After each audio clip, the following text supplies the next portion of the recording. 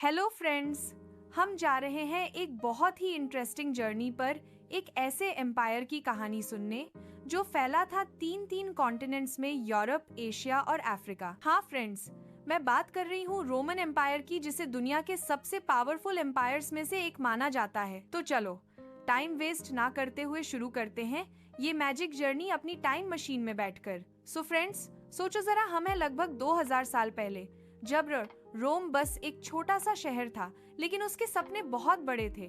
धीरे धीरे रोम ने अपनी ताकत बढ़ाई और एक बहुत बड़ा एम्पायर बना डाला, जो यूरोप के वेस्ट से लेकर एशिया के ईस्ट और अफ्रीका के नॉर्थ तक फैल गया था। इस एम्पायर में हर तरह के लोग रहते थे, सोल्जर्स, किसान, व्यापारी और स्लेव्स भी। और हर जगह एक ही नाम गूंजता था, रोम। रोम के रूलर्स को कहते थे एम्परर्स, और उनका काम था पूरे एम्पायर को कंट्रोल करना। उनके पास एक सेनेट भी होता था, कुछ वैसा ही जैसे आज हमारा पार्लियामेंट, जहां डिस्कशन और लॉज बनाए जाते थे। लेकिन फ्रेंड्स, रोमन एम्पायर सिर्फ लड़ाई, झगड़े या जीत के लिए नहीं जाना जाता था। ये एम्पायर अपने आर्किटेक्चर, रोड्स और कल्चर के लिए भी बहुत फेमस था। उन्होंने ऐसी सड़कें बनाई थीं जो इतनी स्ट्रांग थीं कि कुछ आज भी मौजूद हैं। अब बात करते हैं ऑगस्टस की, जिसे पहला रोमन एम्परर कहा जाता है। उसके टाइम में रोम ने देखा अपना गोल्डन पीरियड।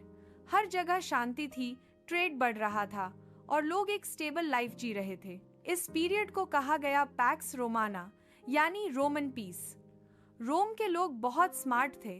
उन्होंने फार्मिंग, ट्रेड और सिटी प्लानिंग में भी एडवांस टेक्निक्स यूज की। उनके शहरों में मार्केट्स, थिएटर्स, पब्लिक बाथ्स और फाउंटेन्स होते थे।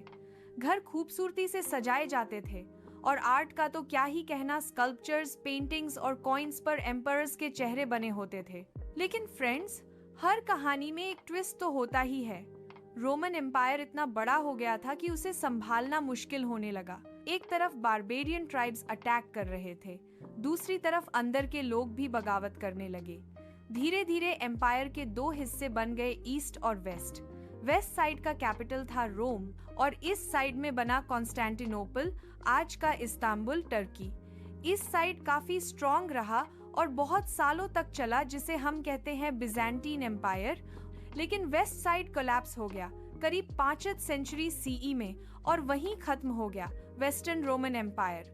पर फ्रेंड्स, रोमन एम्पायर के खत्म होने के बाद भी उसका असर मिटा नहीं। उसका कल्चर, उसका लॉ, उसकी आर्किटेक्चर और प्लानिंग, सब ने मॉडर्न यूरोप की सिविलाइजेशन को शेप दिया। रोमन एम्पायर ने दुनिया को सिखाया यूनिटी, गवर्नेंस और सिविलाइजेशन का असली मतलब। और इसी वजह से आज भी रोम को कहा जाता है द इटर्नल सिटी, क्योंकि उसका इम्पैक्ट कभी फेड नहीं हुआ। तो फ्रेंड्स, आज के लिए बस इतना ही। अगर आपको ये स्टोरी स्टाइल एक्सप्लेनेशन पसंद आया हो तो प्लीज लाइक, शेयर और सब्सक्राइब जरूर करना और कमेंट में लिखना अगला चैप्टर किस स्टाइल में चाहिए। Till then, keep learning, keep smiling, और याद रखना, हर चैप्टर में होती है एक कहानी, बस सुनने वाला चाहिए। Bye friends, see you in the next video.